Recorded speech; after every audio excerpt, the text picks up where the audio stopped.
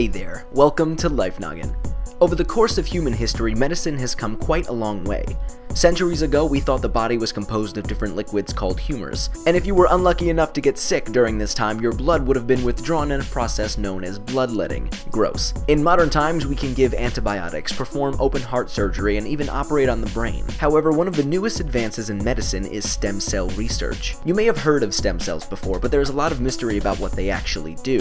Why is this such a promising new field? Well, to answer this, let's shrink down to the size of a cell. Normal cells in the body are specialized. We have neurons in the brain, red blood cells in our blood, and cells that make up your muscles and bones. All of these cells carry the same DNA, which is unique to you, unless you're an identical twin. But what makes the cells different is that some of them have certain genes turned either on or off. The genes are encoded in the DNA, which is all the same, but the gene expression is different. This means that the genes expressed in a red blood cell are different than the genes expressed in a lung cell. And that lung cell will always stay a lung cell. It will not change into a red blood cell one day, however, stem cells can. Stem cells are unspecialized cells that give rise to specialized cells in a process called differentiation. When a stem cell divides, the new cells can either remain as stem cells or become other cells with a specialized function, like muscle cells. There's a lot of cell talk, but we're gonna keep going. There are two main types of stem cells, those found in adults and those found in embryos. Somatic or adult stem cells can be used to repair and maintain the tissues in which they are found. These can be found in the brain, skin, and bone marrow. In fact, during a bone marrow transplant, stem cells are injected into a patient whose bone marrow was damaged somehow. The unspecialized stem cells then create new bone marrow, allowing for the body to produce healthy blood cells again. Stem cells can also be used for organ and tissue regeneration. If the cells differentiate in just the right way, they can act as a renewable source of replacement cells. For example, stem cells beneath the skin can be used to make skin grafts for burn victims.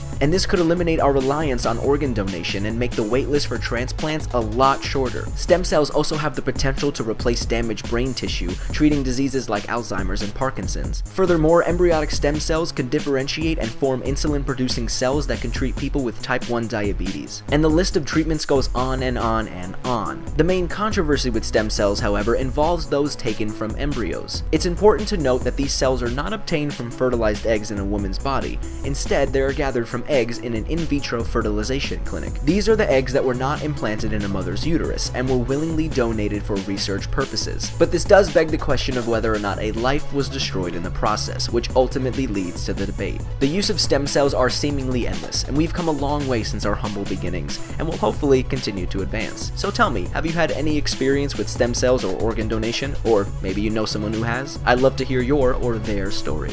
And if not, let us know in the comment section below what you want us to talk about next. Make sure you come back every Monday and Thursday for a brand new video. And if you want even more Life Noggin, check out this awesome video we did on the science of allergies. And make sure you're following us on Facebook and Twitter. Links are below. As always, I am Blocko. This has been Life Noggin. Thank you for watching, and don't forget to keep on thinking.